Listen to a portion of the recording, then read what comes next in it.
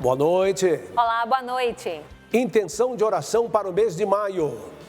Papa dedica preces à formação dos religiosos e seminaristas. Carisma e vocação. Tema de hoje no Encontro Internacional de Sacerdotes que acontece no Vaticano. Fé e devoção nas telonas do país. Filme Guadalupe, que retrata aparições de Nossa Senhora no México, estreia na quinta-feira. Minas Gerais inaugura biofábrica para ampliar capacidade tecnológica no combate à dengue. Na maior cidade do Vale do Paraíba Paulista, o Hospital de Retaguarda é reaberto para internações. Taxa de desemprego no Brasil cresce no primeiro trimestre. Termina no Santuário de Aparecida o Encontro Nacional de Presbíteros. E na cidade paulista de Jaguariúna, a história de um sacerdote que doou a vida à evangelização. O Canção Nova Notícias está começando. A serviço da vida e da esperança.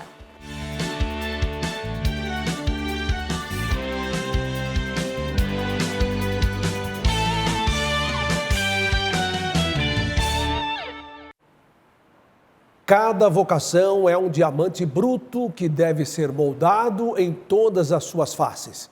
Palavras do Papa Francisco, que neste mês de maio vai dedicar suas preces à formação dos religiosos e seminaristas. A mensagem por vídeo da Rede Mundial de Oração do Papa foi divulgada nesta terça-feira. Cada vocación es un diamante en bruto, que hay que pulir, trabajar, al que hay que darle forma en todas sus caras. Un buen sacerdote, una monja, deben ser primero de todo un hombre o una mujer formados, trabajados por la gracia del Señor. Personas conscientes de sus límites y dispuestas a llevar una vida de oración, de dedicación al testimonio del Evangelio. Su preparación tiene que ser integral, debe desarrollarse ya desde el seminario y el noviciado, en contacto directo con la vida de las demás personas. Esto es fundamental.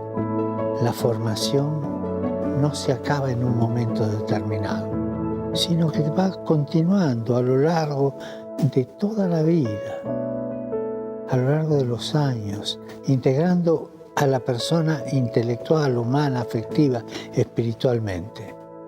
Y también su preparación para vivir en comunidad. Tan enriquecedora es la vida en comunidad, porque a veces puede ser difícil. Porque no es lo mismo vivir juntos que vivir en comunidad. Oremos para que los religiosos, las religiosas, los seminaristas crezcan en su camino vocacional a través de una formación humana, pastoral, espiritual y comunitaria que les lleve a ser testigos creíbles del Evangelio.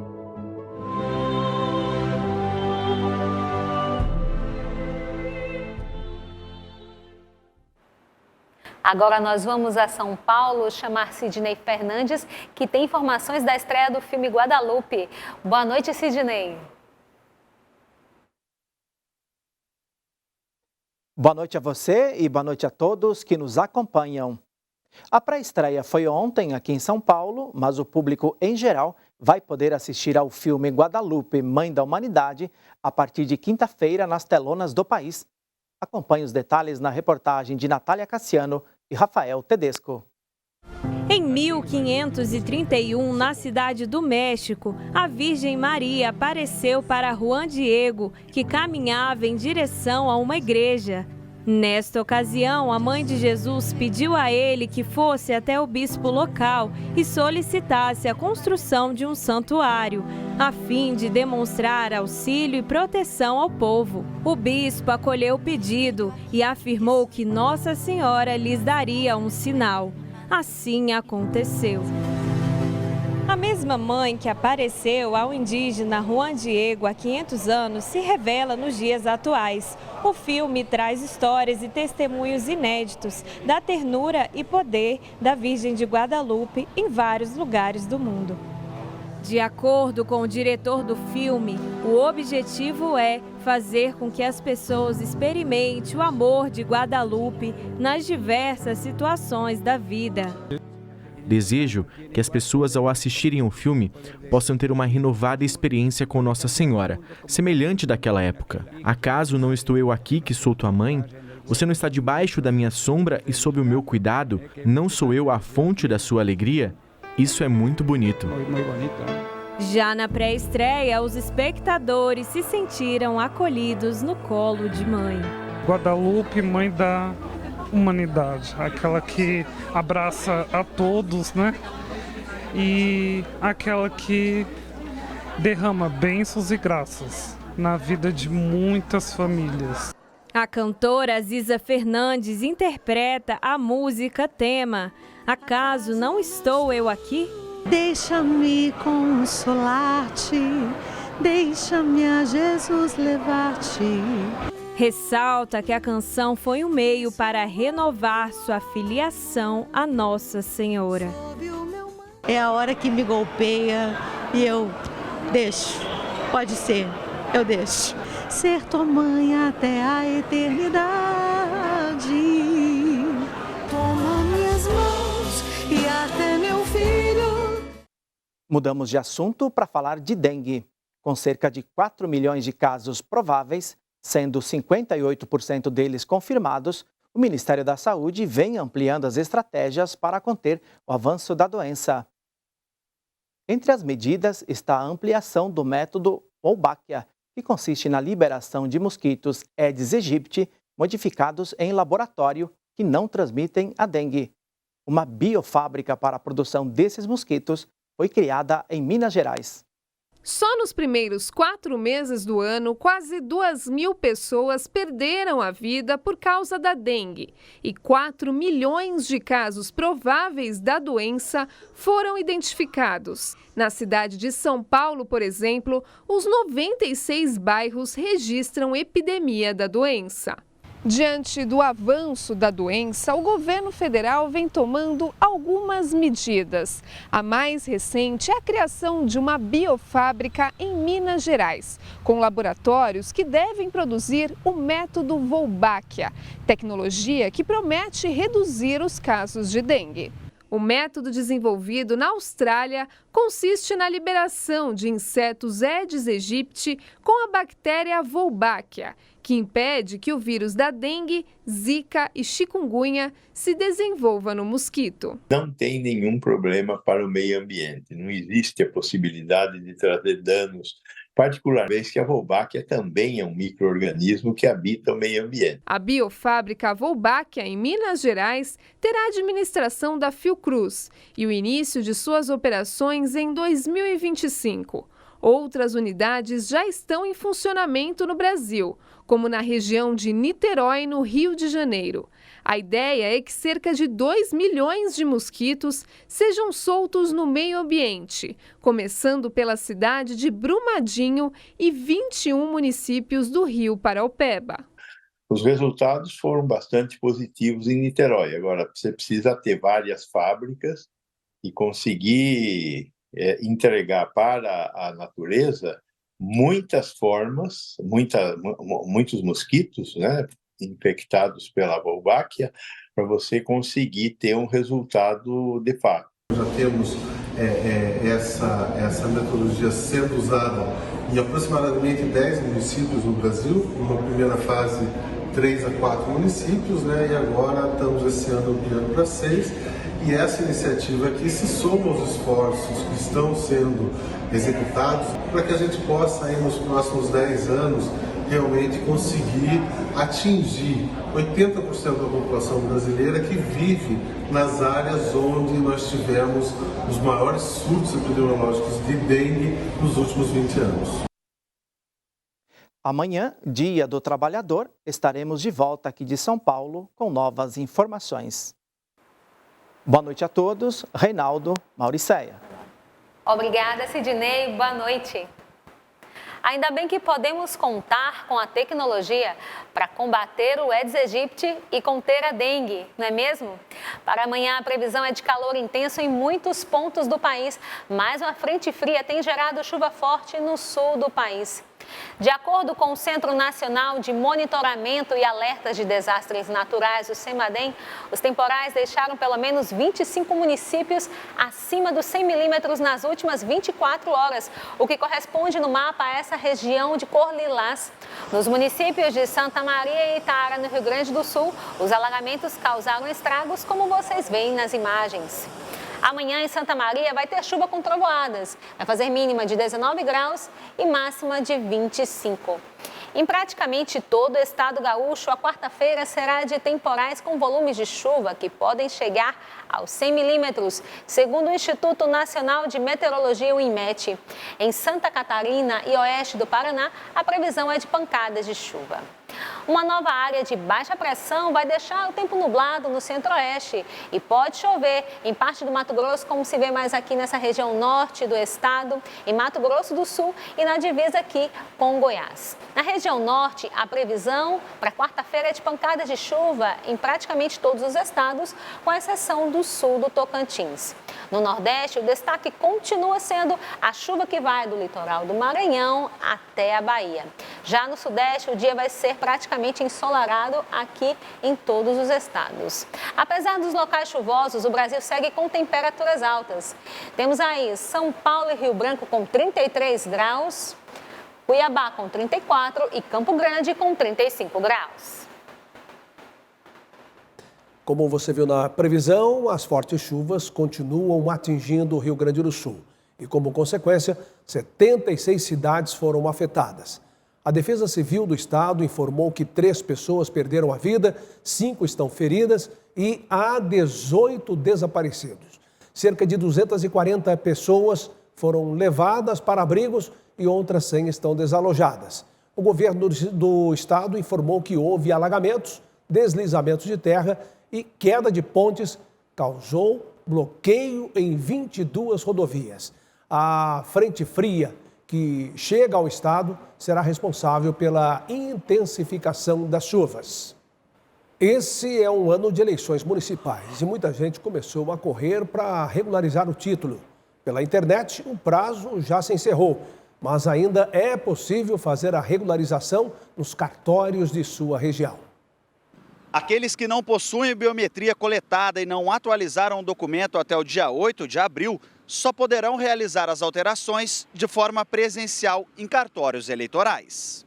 Já para as pessoas com biometria coletada, a regularização do título pode ser feita no portal do TSE, em autoatendimento eleitoral, e pela opção Regularize seu título cancelado. No aplicativo do e-Título, é possível clicar em Situação Eleitoral e preencher as informações. O eleitor não poderá votar no primeiro ou no segundo turno em caso de não regularização do título até o dia 8 de maio. Aqueles que deixarem de votar e não justificarem a ausência terão 60 dias após as eleições para explicar a situação. Em caso de título irregular, o procedimento é aguardar o período das eleições e se dirigir ao cartório eleitoral mais próximo para a regularização. Alan Toledo para o Canção Nova Notícias. Motoristas das categorias C, D e E que não fizeram o exame toxicológico estarão irregulares a partir deste 1º de maio, podendo ser multados diretamente pelos sistemas eletrônicos dos Detrans estaduais e do Distrito Federal. A carteira de motorista de seu Alexandre é categoria C, por isso hoje foi dia de atualizar o exame toxicológico. Sou antidroga, então tem que fazer mesmo. E esse dia vai muito pela droga. Noite sem dormir, não é? Mal dormido, tem isso.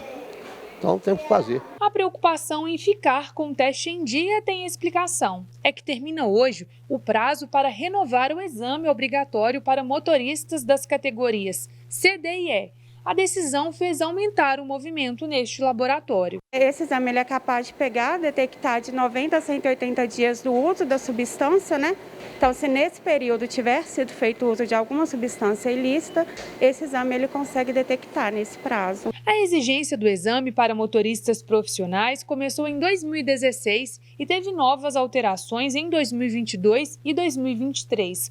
Uma tentativa de diminuir o consumo de substâncias que comprometam a segurança no trânsito. Dentro das substâncias estimulantes, especialmente quero citar a cocaína, né? E as anfetaminas, que no meio do trânsito, no meio dos motoristas, é conhecida como rebite ou arrebite. O risco que se tem é que ele se torna mais agressivo no trânsito, ele faz manobras sem sinalização, ele excede a velocidade.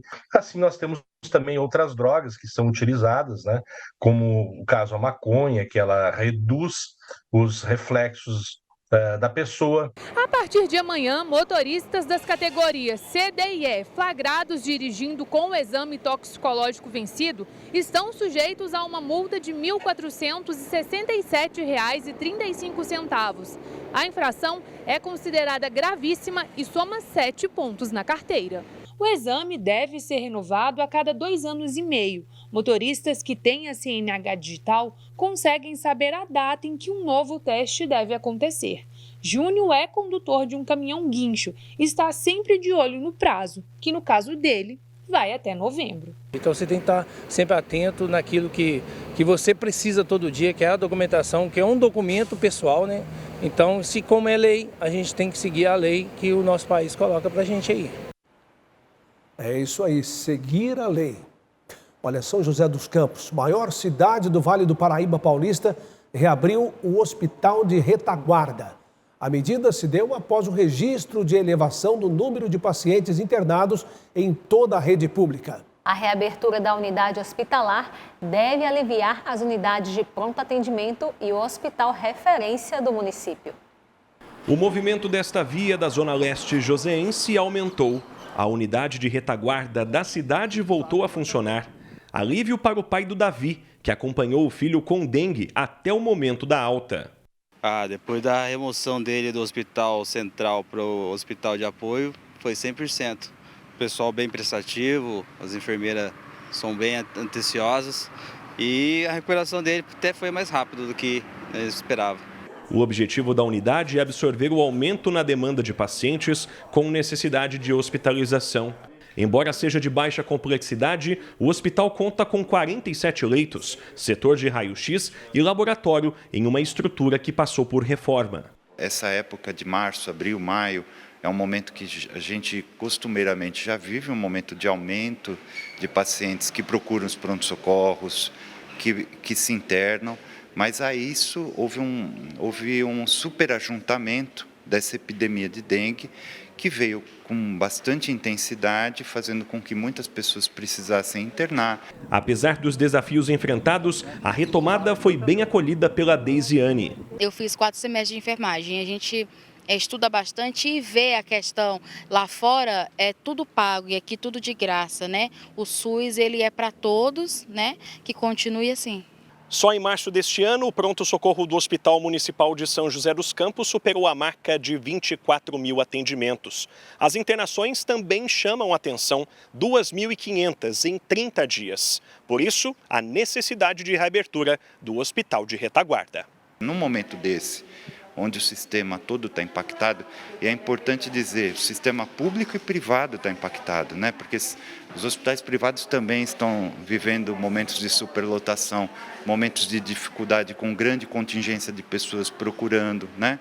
Quando isso acontece, os municípios com menos capacidade, né, de montar uma estrutura tal, as pessoas acabam aumentando um pouco essa procura daquilo que já acontece historicamente. Agora é voltar para a escola, praticar algum esporte, como que vai ser a rotina? Eu volto para a escola, fico o dia inteiro lá, né? Aí eu gosto de ficar jogando bastante basquete lá em casa.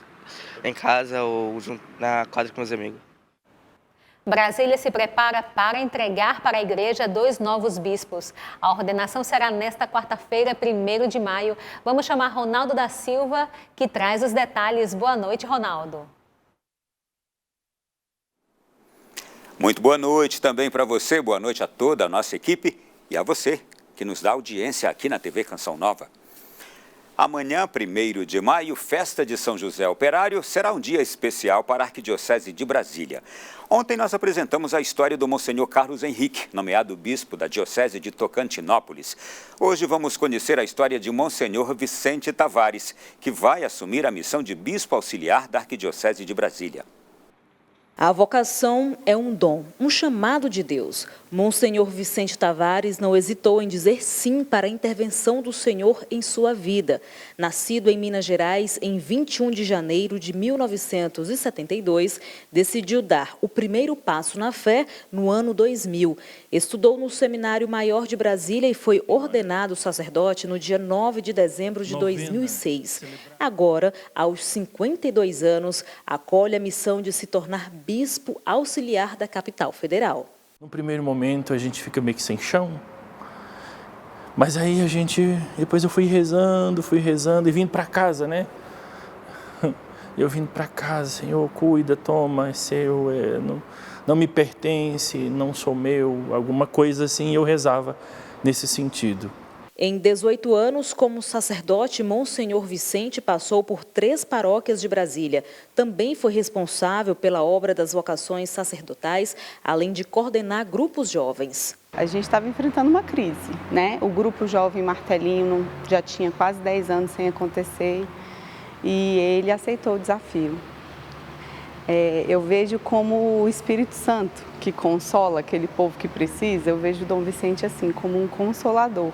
Seu último trabalho pastoral como sacerdote foi na paróquia Imaculado Coração de Maria, no Parque Way, cidade satélite de Brasília. Monsenhor, o senhor passou 2 anos aqui nesta comunidade. Sim. Com certeza todo mundo vai sentir muita saudade. 2 anos parece pouco, mas o senhor estava me contando, foram 2 anos intensos. Intensos, justamente pela dinâmica da comunidade. A paróquia Imaculado Coração de Maria é dinâmica e é uma multidão de gente que vem aqui. Alessandra e Luiz Fernando atuam em pastorais e são membros da Escola de Formação Permanente do Vicariato Centro e também testemunham o legado deixado por Monsenhor Vicente. Uma pessoa assim humilde, simples e que assim aquela pessoa que passa pela vida da gente deixando marcas profundas mesmo, assim, sabe? Para o diácono permanente que esteve ao lado de Monsenhor, o religioso deixará saudades. O coração dele, de tão grande que é, a gente sabia que só uma paróquia não caberia, que de alguma maneira o Espírito Santo iria fazer esse chamado para uma missão ainda maior. Eu quero muito mais aprender do Senhor esse novo momento na minha história, porque todas as vezes que eu fui por mim mesmo fazer um projeto, desses 17 anos de padre, nada funcionou. A cerimônia de ordenação dos novos bispos está marcada para as 9h30 da manhã na Catedral de Brasília e a TV Canção Nova fará a transmissão regional. Portanto, Brasília e região poderão acompanhar as ordenações aqui na Canção Nova. E a partir de hoje, a venda de álcool líquido 70% está proibida em todo o Brasil. O produto teve a comercialização restrita por 22 anos até 2020. A liberação ocorreu para facilitar a higienização contra o vírus da Covid-19. Com a decisão da Anvisa, o produto só pode ser comercializado como gel, lenço impregnado e aerosol. Durante a pandemia de Covid-19, a comercialização do álcool líquido 70% foi liberada de forma provisória em virtude da emergência em saúde.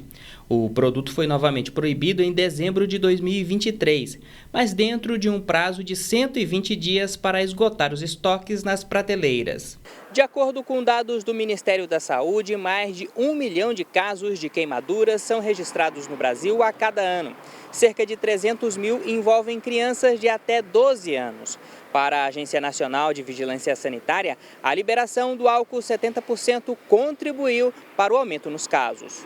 Para a Sociedade Brasileira de Queimaduras, a decisão é fundamental para a prevenção de acidentes domésticos com o produto. Nós vimos uma mudança do comportamento. Então, assim, as pessoas se queimavam com álcool na hora de cozinhar, porque passava álcool e ia cozinhar. A criança começou a se queimar por álcool muito mais, porque o pump ficava na altura dos olhos delas. Já a Associação Brasileira de Supermercados acredita que a proibição restringe o direito de escolha do consumidor. O consumidor, ele passou não só a utilizar, mas ele passou a olhar a eficiência do álcool líquido em relação ao álcool gel. Para o consumidor, a percepção que o consumidor tem é que o álcool líquido ele tem uma produtividade melhor e um custo-benefício melhor. A Câmara dos Deputados vai realizar uma audiência pública para debater a proibição da venda do produto, a pedido da Associação Brasileira de Supermercados. A data ainda não foi definida. A taxa de desemprego no país avançou no primeiro trimestre. A informação foi divulgada pelo IBGE. De acordo com o IBGE, a taxa de desemprego atingiu 7,9% no primeiro trimestre, cerca de 8 milhões e 600 mil pessoas fora do mercado de trabalho. Apesar da alta, esse é o menor nível de desocupação para o período desde 2014, quando a taxa era de 7,2%. O número de trabalhadores com carteira assinada não teve variação na comparação com o trimestre anterior, permaneceu em 38 milhões. Já o número de trabalhadores informais foi estimado em quase 39 milhões até março deste ano. Os dados foram divulgados um dia antes do feriado que comemora o Dia do Trabalhador. Nessas datas, a legislação trabalhista autoriza o funcionamento das atividades classificadas como essenciais, como, por exemplo, nos hospitais. Em compensação, quem for escalado para trabalhar tem direitos garantidos, remuneração em dobro ou um dia de folga para ser compensado.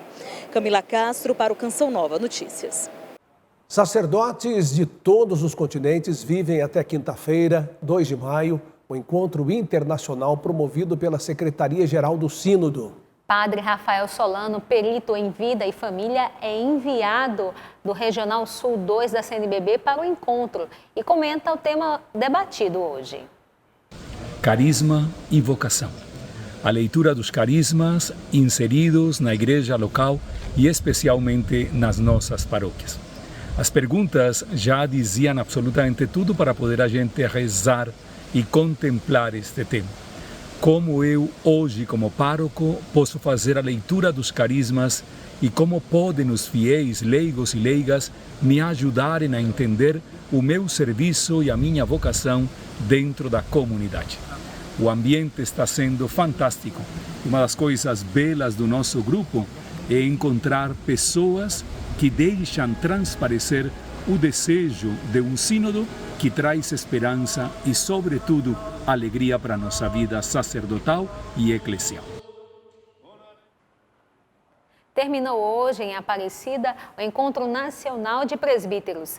Desde a última quarta-feira, centenas de sacerdotes vivenciaram, na terra da padroeira do Brasil, um tempo de oração, estudo, reflexão e partilha. Emerson Tersigni.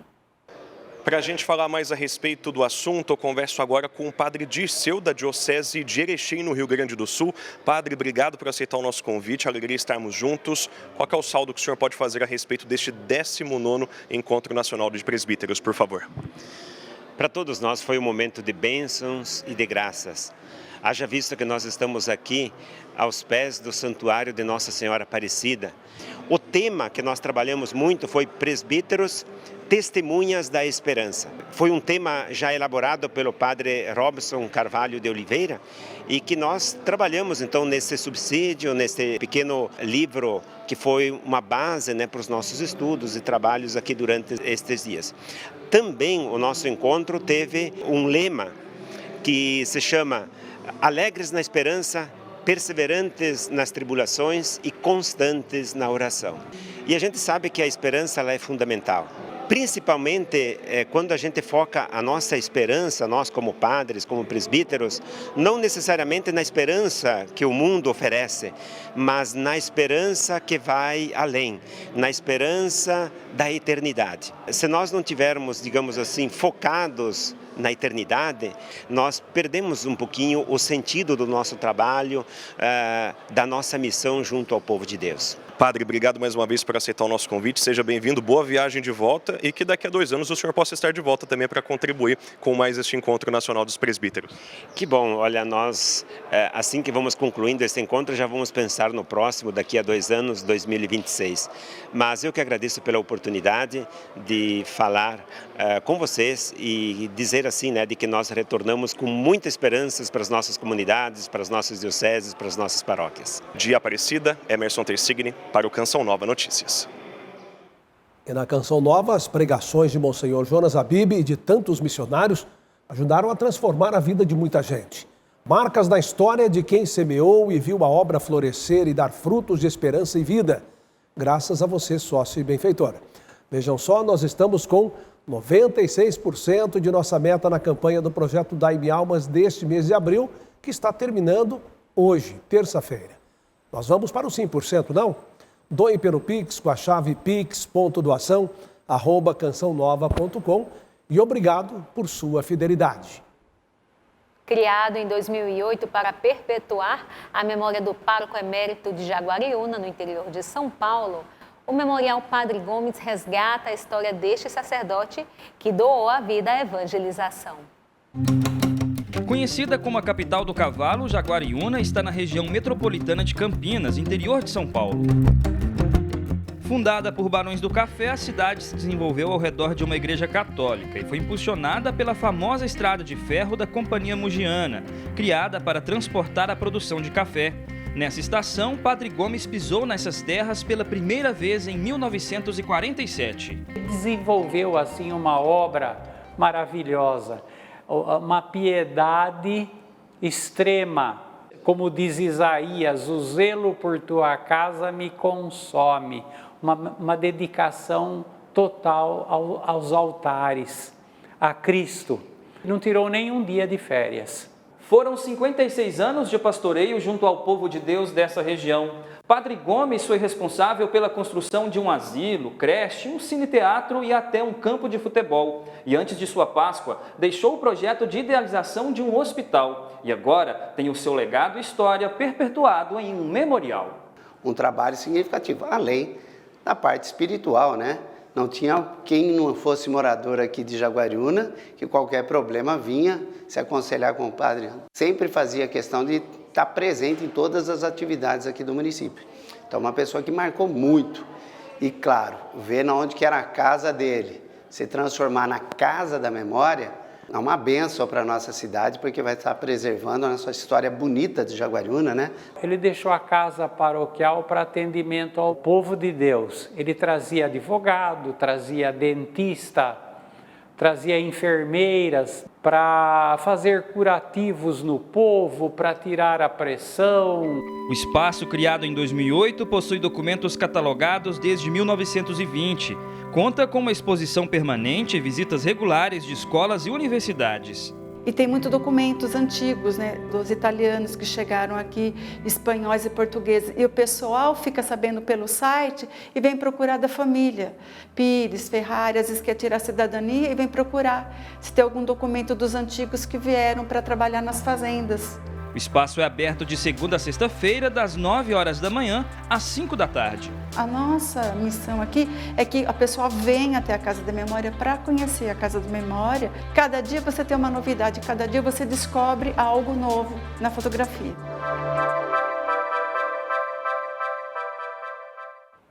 A história desse sacerdote ajudou a transformar também a vida de tantas pessoas naquela comunidade, né? E atravessou fronteiras, né? Muito bonito de ver.